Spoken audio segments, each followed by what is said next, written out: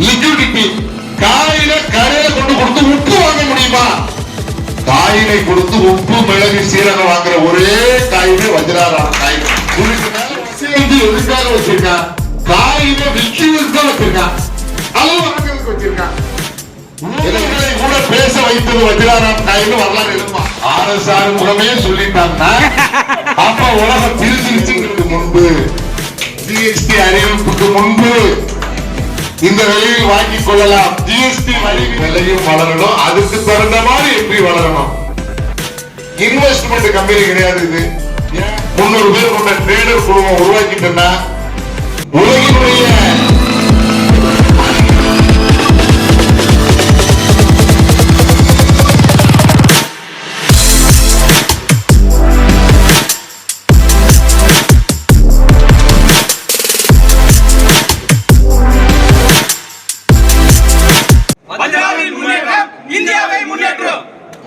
Liquidity. காயில கடையில கொண்டு கொடுத்து உப்பு வாங்க முடியுமா? அது எப்படிங்க முடியும்னு கூகுள்ல போடுவான். எவன்கிட்ட கேட்டாலும் அதான் சொல்லுவான். நீ சொல்லு. காயினை கொடுத்து உப்பு மிளகு சீரகம் வாங்குற ஒரே காயினே வஜ்ராராம் காயின்.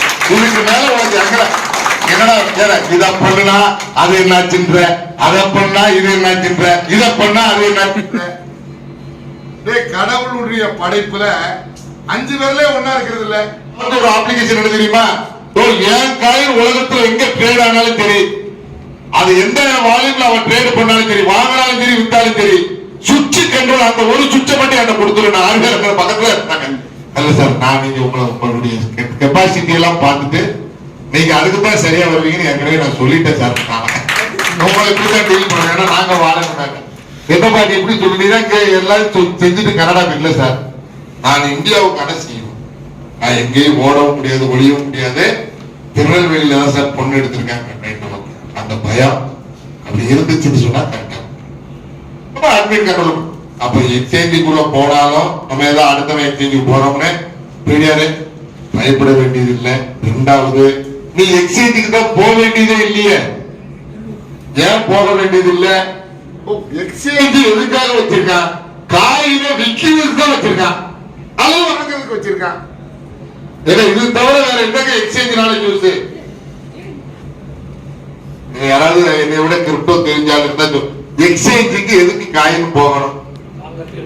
வாங்குறதுக்கு விற்கிறதுக்கு ஒரு எக்ஸ்சேஞ்சு தேவை. நீ வாங்கவும் போறதில்ல, விற்கவும் போறதில்ல, உனக்கு என்னத்துக்கு எக்ஸ்சேஞ்சு? ஏன் வாங்கிறதுக்கு தேவையே படாது. ஏன்னா உன்கிட்ட இருக்கிற காயினே உன்னுடைய தலைமுறையை என்னைக்குமே கீழே விழுந்து விடாத அளவுக்கு தாங்கி பிடிக்கிற அளவுக்கு காயின் இருக்க மாட்டேன்.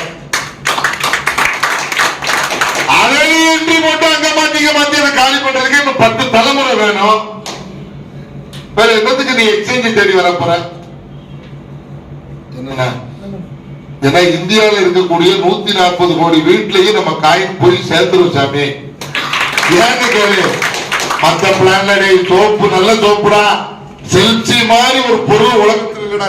கல்யாணம் முடிக்க கல்யாணம் நான் கல்யாணம் முடிச்சது நீ பெற்ற இன்பம் உலகம் பெறட்டும் அதை சொல்லல நீ. ஆனா இந்த காயின் மூலமாக எல்லாரும் வீட்டுக்கும் போயிடும். ஏன்னா இப்ப நீ பேச ஆரம்பிச்சிருவ.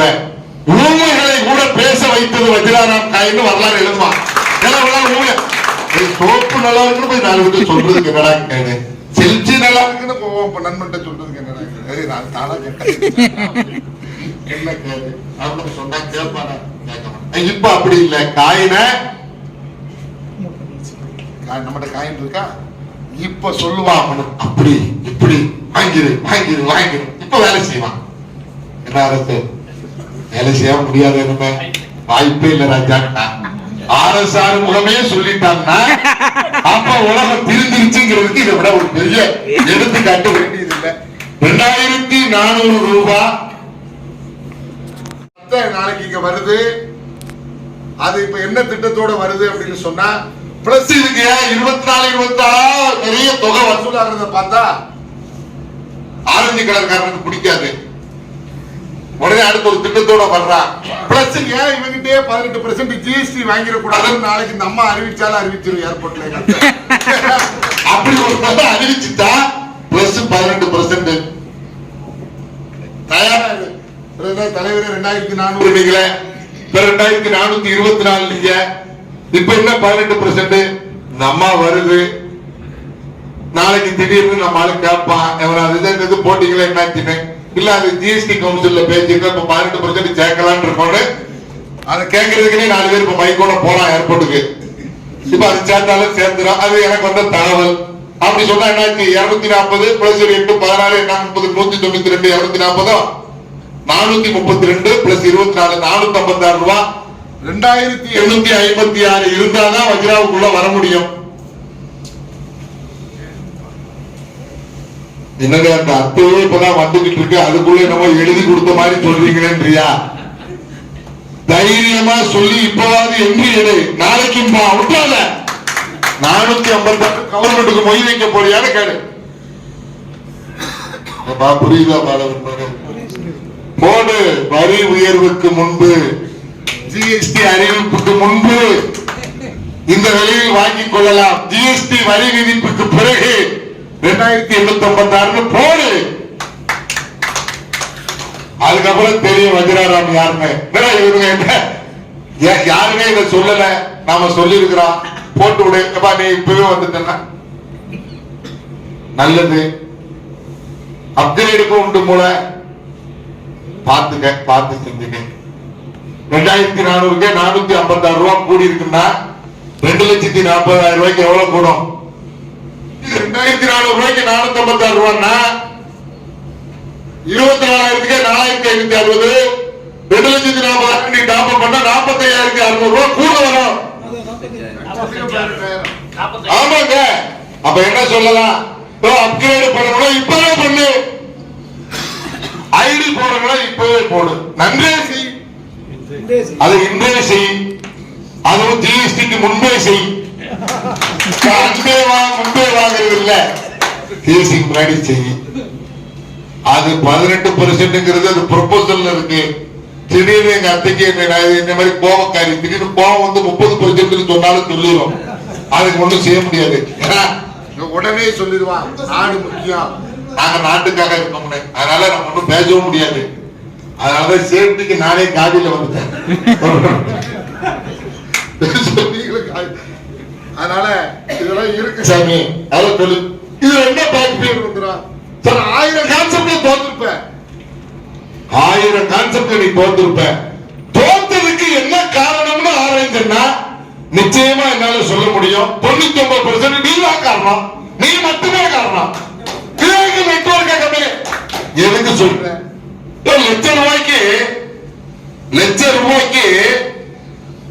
யுனைடெட் பிரீவ்ஸ் கிங்பிஷர் பிராண்டினுடைய அதிபர் கிங்பிஷர் பிளைட் வச்சிருந்த யூபி குழுமங்களுடைய சேர்மன் விஜய் மல்லையா லட்சம் ரூபாய்க்கு 600 ரூபாய் வட்டி கட்ட முடியலையே. எவ்வளவு வருது? லட்சம் ரூபாய்க்கு 10,000 தர 20,000 தரன்னு சொல்ல எதை வச்சு?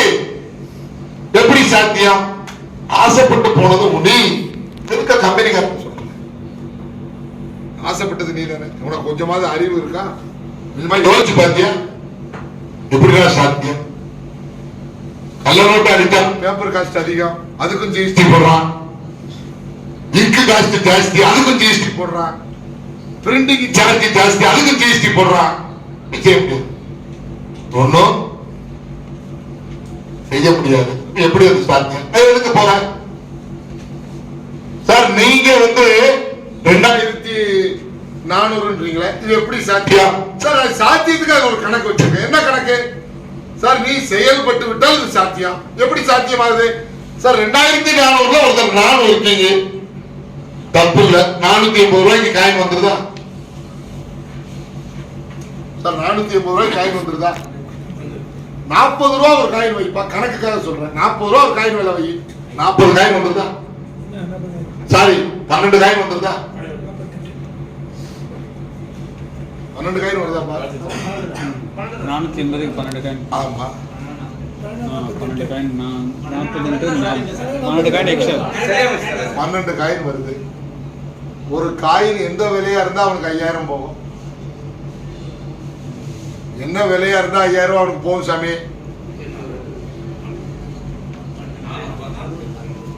तो 12 காயின் 5000 வகுத்தல் 12 அப்படியே எவ்வளவு? என்னம்மா 490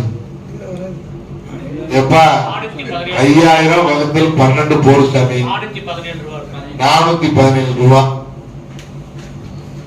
சார் நான் இன்னும் இந்த குளோபல் ராயல்டி கிளோபல் ராயல்டி எல்லாம் நாங்க சேர்க்கவே இல்லை. எது 3 மாசத்துக்கு ஒரு எல்லாரும் நிறைய பேருக்கு எவ்வளவு சார் வரும், எவ்வளவு வரும்னு எனக்கு தெரியும். நான் அதை சொன்னேன், நீ துப்பாக்கி கீழே போட்டுவேன், ஒரு துப்பாக்கி கரெக்டா இருக்கணும்னு சொன்னா எப்படி சொல்றேன், நான் ஜோசிப்பேன். ஆனா எதை உறுதியா சொல்ல முடியும் அப்படின்னு என் கைக்குள்ள இருக்கிறத வச்சு நான் உறுதியா சொல்ல முடியும். சார் 12 காயின் பிளஸ் 3 மாசத்துக்கு ஒரு விருப்பு காயின் சேருதுன்னு சொன்னா 400 நாளைக்குள்ள எத்தனை 3 மாசம் வருது? அதனால ரவுண்டா 4 சொல்றியா சார்? பிளஸ் 4 முறை டிவிடெண்ட் சார், 4 முறை டிவிடெண்ட். நீங்க சில கம்பெனி சில பேருக்கு முன்னாடி நானே கேட்டிருக்கேன் சார், கம்பெனி டேர்ன் ஓவர்ல இருந்து ராயல்டின்றீங்க. கம்பெனி டேர்ன் ஓவர் ஒருவேளை நாங்க 15 கோடி பிசினஸ் கொடுத்து, என் டீம் 2 கோடி தான் சார் கொடுத்துருக்கு, அந்த டீம் எவ்வளவு கொடுத்துருக்குன்னு எனக்கு தெரியாது, இந்த டீம் எவ்வளவு கொடுத்துருக்கு, இந்த டீம் எவ்வளவு கொடுத்துருக்கு தெரியாது. அப்ப மத்த ஸ்டேட்டை பார்க்கணும், மத்த கண்ட்ரியை பார்க்கணும். அப்ப டேர்ன் ஓவர்ல நீ 10% 20% சொல்றீங்க, நீயே குறைச்சி கணக்கு காமிச்சா என்ன பண்றது? நிறைய பேர் அரசாங்கத்துக்கே குறைச்சி கணக்கு காமிக்கிறா. அப்படி இருக்கக்கூடிய உலகத்துல இருக்கிறது மட்டும் எப்படி கணக்கு காமித்த அப்படின்னா நாங்க கேட்ட ஞாபகம் எனக்கு இருக்கு, என் மனசுல அப்படியே ஓடுது, அந்த நினைவுகள் ஓடுது. அப்படி எந்த வகையிலும் நம்மளை கேட்டக்கூடாதுங்கிறது தான். கம்பெனில எவ்வளவு ஐடி வருதுன்னு உன் ஐடியா பார்த்தாலே தெரிஞ்சிடும். ஆர்விஆர் அது எப்படி தெரியும் யோசிக்கிறீங்களா? கட்டுதானே, அதுக்கே கவலையா இருக்கீங்க. இல்ல ரொம்ப வீக்கா இருக்குமோ, அது நீங்க அப்படி நினைக்கிறீங்க. நான் என்ன நினைக்கிறேன் சார், கிரிப்டோக்குள்ள வேகமா போறது மட்டும் முக்கியம் கிடையாது, விவேகமாக போக வேண்டும். எல்லா இடத்துலயும் வேகமா போயிடக்கூடாது, சில இடத்துல விவேகமாக போக வேண்டும். அதுதான் ஆளும் வளரணும் அறிவும் வளரணுங்கிற மாதிரியான ஃபார்முலால காயின் விலையும் வளரணும், அதுக்கு தகுந்த மாதிரி எப்படி வளரணும். புரியுதா பாலகுருமாலே? காயின் விலை 32 ரூபாய் இருக்கும்போது 32,000 என்ட்ரி வரக்கூடாது. ஏன்? காயின் விலை அதிகமான பிறகுதான் என்ட்ரியே வரும், அதான் உனக்கு நல்லது. அதான் காயின் விலை கிச்சினி என்ட்ரி வந்தாதான் நீ காலி பண்ணுவ. 32 ரூபாய் இருக்கும்போது இப்ப 10,000 ஐடி வந்துட்டா 32 ரூபாய் கொடுப்பேன். அதனால 90 நாள்ல 5000 அன்றி வந்திருக்குன்னா இது சாதனைன்னு தான் நான் சொல்லுவேன். எனக்கு புரியுது, புரிஞ்சவன் பிஸ்தான், நான் பிஸ்தா மாதிரி இருக்கிறேன், அவ்வளவுதான். ஏதாவது கவலை. ரெண்டாவது, இன்வெஸ்ட்மெண்ட் கம்பெனி கிடையாது இது. ஏன் சார், இனி இந்த ஐசிஓ முடிஞ்ச பிறகு எவனாவது ஒருத்தன் சார் நான் கம்பெனியில காயினுக்காக பணம் கட்டிருக்கேன் ஒருத்தன் செல்லான காய்ப்பானா? இப்ப புரியுதா ராமதாஸ்? புரியுதா என்ன சொல்றது? ஒரு இன்வெஸ்ட்மெண்ட் பிளான், ஒரு டெபாசிட் பிளான் கம்பெனிக்கு பணம் கட்டும்ல சாமி. இந்த ஐசிஓ முடிஞ்ச பிறகு எவனால கட்டுவான்னு நினைக்கிற? புரியுதா புரியல? பிறகு என்னடா லீகல் லியாபிலிட்டி இருக்கு. அப்ப கம்பெனியினுடைய ஒரே இலக்கு என்ன? காயினை பெண்ணுயர விலை உயர்த்துவதை தவிர என்ன வேலை இருக்க போது? எனக்கு அது வேலை இல்ல, பேங்க் வேலை ஒரு வேலை இல்ல. சில நேரம் உட்கார்ந்து காயின் விலையை மட்டும் ஏத்துறதுக்குரிய வேலையை மட்டும் அறாம செஞ்சா போதுமா? போதுதான். என்ன உறுதியா நான் நம்புறேன் சார். 2400 ஒரு ஐடி எடுக்கிற வேலையே செய்யல, அவன்கிட்ட ஒரு 16 காயின் தான் இருக்குன்னு சொன்னா சார், என்னால இன்னும் அடுத்த ஒரு ஸ்டெப் எடுத்து வச்சு ஒரு நாளைக்கு 1 ரூபாய் ஏத்துனா கூட காயின் 500 ரூபாய்க்கு மேல போயிரும்னு நான் உறுதியாக நம்புகிறேன், தைரியமா சொல்றேன். இதுக்கு என்ன பேங்க் பேர் இருக்கு? நான் அவனை கேட்கிற மாதிரி அவன் கேட்பாரு, முடியல அது முடியல, நான் இன்வெஸ்ட்மெண்ட் பிளான் நடத்தல, யாரும் என்ன பணம் கட்ட போறதும் இல்லை. அவன் வச்சிருக்கிறான் காயின் விலை. எதை நம்புறேன் சார்? என்னுடைய காயின் டெக்னாலஜியை நான் நம்புறேன். வந்துட்டா கனடால இருந்து ஆள் அனுப்பிட்டானே, அதே டெக்னாலஜியை நம்புறேன். காயின் விலை உயர்கிறது உறுதியா கம்யூனிட்டியை நம்புறேன். இன்னொன்னு சொல்றேன், சென்ட்ரலைஸ்ட் எக்ஸ்சேஞ்சில் ஒருவேளை இந்த 17ஆம் தேதி உங்க அசம்பிள் ஆகி 300 பேர் கொண்ட ட்ரேடர் குழுமம் உருவாக்கிட்டா உலகினுடைய அதிகமான அந்த டிரான்சாக்சன், அந்த வால்யூம் ஒரு குறிப்பிட்ட காயினுக்கு மட்டும் மிகப்பெரிய வால்யூமை கொண்டு வந்த ஒரு சாதனை, என்ன சாதனையை நம்ம எக்ஸ்சேஞ்ச் படைக்கலையா சார்? ஏன் கூட இருக்கிற 300 இயக்குனர்கள்லாம் என் மகன் நம்மளதான் சொல்றாங்க, இது வேற ஒரு இயக்குனர், இது நீங்க பட இயக்குனர், நாங்க என்ன சொல்றது, நாங்க வேற இயக்குனர், கம்பெனி இயக்குனர். அதனால இயக்குனர் அப்பா நம்மளையும் சேர்த்து சொல்றாங்க. 300 இயக்குனர் வச்சிருக்காங்களா? 300 இயக்குனர்களும் எப்படிப்பட்டவர்கள் சொன்னா, கனவில் கூட வேற காயினை காணாதவர்கள். பொண்டாட்டியை விட்டு கனவுல அசின கூட நினைப்பான். ஆனா காயின் வந்தா வஜ்ரா காயினை தவிர வேற எவனும் அதை ட்ரேட் பண்ண போறது இல்லை. அப்ப அந்த எக்ஸ்சேஞ்சினுடைய வால்யூம்ல எப்போதுமே முதல் இடத்துல எவன் சுவிட்ச தட்டினாலும் முதல் இடத்துல ஓடுற காயின் வஜ்ரா காயின். ஏன்னா எக்ஸ்சேஞ்ச் ரூல்ஸ் அப்படி. எது வால்யூம் அதிகமா நீங்க நடந்திருக்கோம் அதான் மேல நிற்கும். எந்த எக்ஸ்சேஞ்ச் பட்டனை தட்டினாலதான் ரூல் எழுதப்படாத விதி. அப்படி இந்த கனடா எக்ஸ்சேஞ்சா இருந்தாலும் சரி, சிங்கப்பூர் எக்ஸ்சேஞ்சா இருந்தாலும் சரி, நம்ம சொந்த எக்ஸ்சேஞ்சா இருந்தாலும் சரி, அதுல எப்போதுமே முதல்லயே பேர் இருக்கிற பேரு வஜ்ரா காயினா தான் இருக்கும். ஏன் காரணம்? என்ன காரணம் சார்? அவ்வளவு பெரிய வேல்யூவா இல்ல, பூரா யாழு இதற்கான தவிர வேற காயினை தொட மாட்டான். அதுக்குள்ள 1000 விஷயங்கள் இருக்கு. அதாவது உலகத்தில் இருக்கக்கூடிய நபர்களுக்கு ஒரு விஷயத்தை அழகுபடுத்தி அலங்காரப்படுத்தி அவர்கள் விரும்புகின்ற வகையில வேல்யூ ஆடட் பண்ணி கொடுக்கிறதுக்கு நம்ம கிட்ட வித்த இருக்கு. அந்த பயலுக்கு தெரியாது. பழைய சோறை போய் இத்தனை டாலர் கொடுத்து வாங்கணும்னு அவசியம் கிடையாது. அரிசியை ஊற வச்சு குக்கர்ல வேக வச்சு நைட்டு தண்ணி ஊத்துனா அதுதான் பழையதுன்னு கூட கண்டுபிடிக்க முடியாது. கேட்டா நாங்க டெக்னாலஜியில உச்சம், உலகினுடைய வல்லரசுங்கிறான். பழைய சோறுங்கிறது அவன் ஏதோ ஒரு ஃபார்முலா நினைச்சுக்கிட்டு இருக்கான். இன்னும் இந்த உலகம் நம்புகிறது பழைய சோறு என்பது பெரிய டெக்னாலஜி, அது இந்தியர்கள் தமிழர்களுடைய மூளையில் உதயமானது அவன் நினைச்சுக்கிட்டு இருக்கான்.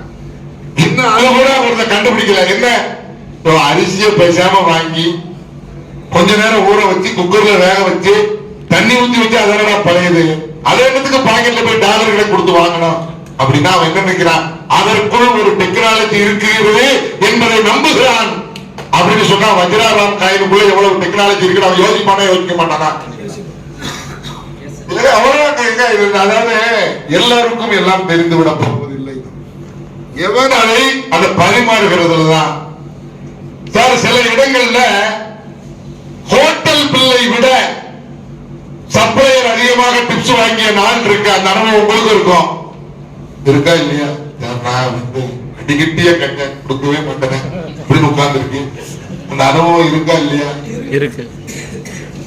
ஏன் சார் இந்த அனுபவம் உங்களுக்கு அனுபவமா இருக்கும்? எனக்கு அந்த அனுபவமும் இருக்கிறது. நான் வளர்ந்த பிறகு நான் ஒரு காலகட்டத்தில் நான் சப்ளையர் வேலை பார்க்கும்போது பில்லுக்கு மேல டிப்ஸ் வாங்கியவர் நான். அதனால சொல்றேன், சர்வீஸ் உபசரிப்பு அப்படின்னு சொன்னா ஒரு காயினை வேல்யூ ஆட் பண்ணி பார்ல நீங்க பெரிய நீங்க பெரிய பார்ல போய் பாருங்க. விஐபிஸ் இல்ல பெரிய நல்ல ஹோட்டல்ஸ் நாங்க ஃபேமிலியா போனான்னு சொன்னா 2000 ரூபாய் 3000 ரூபாய் பில் இருக்கும். 5000 ரூபாய் வச்சுட்டான்னு வச்சுக்கோங்க. நம்மகிட்ட 5000 ரூபாய் தாள் வரல, அது வேற விஷயம். 5000 ரூபாய் தாள் ரெடி பண்ணிட்டு இருக்காங்க. நம்ம இப்ப எல்லாத்தையும் இந்த அட்வான்ஸாவே வேற சொல்லிடுறோம். 5000 ரூபாய் தாள் வச்சுட்டேன், 3816 ரூபாய் பில்லு.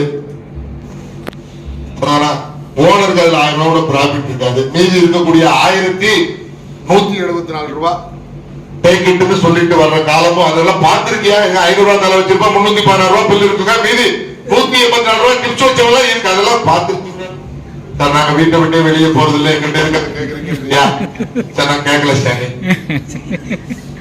எனக்கு கேட்கல. சில இடத்துல வந்து பாத்தீங்கன்னா மால் வெளியில வந்து பாத்ரூம் ரெஸ்ட் ரூமுக்கு 20 அப்படி ஏதோ சார்ஜஸ் வச்சிருக்கானா?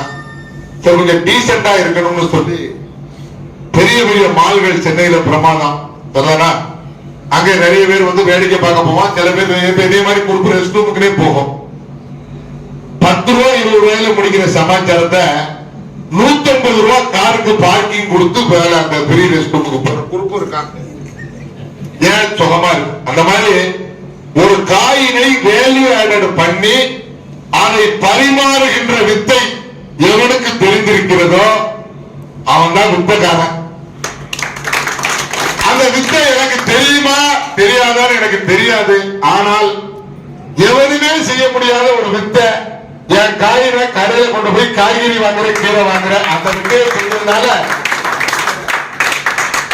மற்ற வித்தைகள் அப்படி போற போக்குல எங்க அத்தைமார்களை வைத்து செய்து விடலாங்கிற ஒரு நம்பிக்கை ஆழமாக இருக்கிறது. தைரியமா களமாடுறேன். நீ ஒர்க்கிங்க்கு ஒரு நாங்க ஒர்க்கிங்களா நான் போன்ற எப்படி சார் சொல்றீங்க? காயினு உங்கள்கிட்ட இல்ல, பணமும் உங்கள்கிட்ட இல்ல, அப்படியே தப்பி தவறி நான் வித்ரா போட்டா 20% சார்ஜ் உனக்கு வருது. 20% சார்ஜ் வருது. 20% சார்ஜ் வருதுன்னா 480 ரூபாய். இதை வைத்துக் கொண்டு 4500 ரூபாங்கிறது ரொம்ப தும்மச்சா தெரியுதுங்கிறது கணக்கு பார்க்கிறவங்களுக்கு புரியும். அதுவும் எனக்கு நான் தெரியாதவன் இல்லை. ஆனால் எதை நம்புகிறேன்னு சொன்னா அவனுக்கு எப்படியாவது ஒரு 10 காயினம் 15 காயினம் சேர்ந்துரும். காயின் எப்படி பார்த்தாலும் 500 ரூபாய் தாண்டிடும் 400 நாள். இதை என் மனது உறுதியா நம்புது. அப்ப அதை பத்தி மடியில கனம் இல்லை, மடியில பயம் இல்லைங்கிறதுனால துணிச்சலா சொல்றேன். அப்படியே தப்பி தவறி நீ விட்டாலும் அந்த ஐடியா வாங்கி ஏதாவது ஒரு லீடருக்கு எழுதி கொடுக்க தயாரா இருக்கேன். லீடர்கள் என்ன கேட்கிறான்? பவர் தான் கேட்கிறேன். ஓட்ட சேர்ந்தவன அதான் கேட்கிறேன். ஏப்பா ஒரு சைடாவது பாருப்பா அப்படின்னு கேட்கிறான். இல்ல 2 சைடு நானே பார்த்தேன் செலவுக்காவது கொடுப்பான். ஏதாவது ஒண்ணு எதிர்பார்க்கிறான். நீ அப்படி இல்ல, பேசாம நான் என் ஊர்லயே இருந்துருவேன். 2 பேரை போட்டாச்சு, ஏல ஒருத்தனை போட்டாச்சு, பீல எல்லாமே அவன் பார்த்துக்குவான் அப்படின்னு வீட்டுல சுகமா தூங்கணும்னா எனக்கெல்லாம் எதுக்குடா வேலை சொல்லு?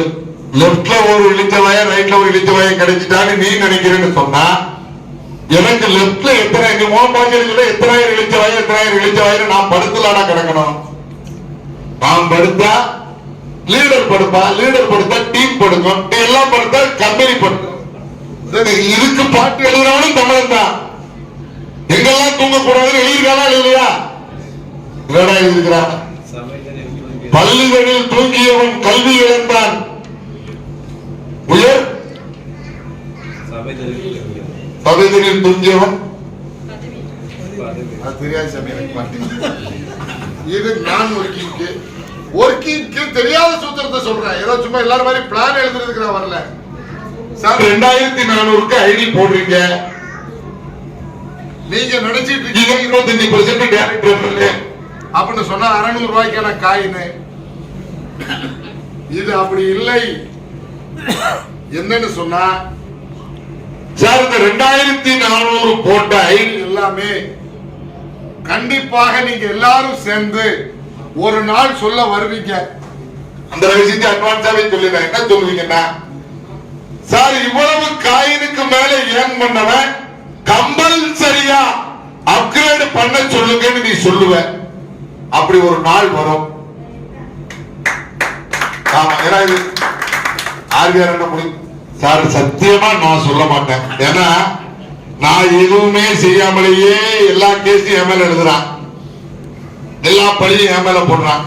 நான் என்னமோ பிளான மாத்திர மாதிரி இவங்க எல்லாம் தீவிரமா அதை பண்ண மாதிரியும், நான் இவனுக்கு டெவலப் ஆகுறத பார்த்து பொறாமப்பட்டு சுவிட்ச் ஆஃப் பண்ண மாதிரியும் நான் சொன்னேன்.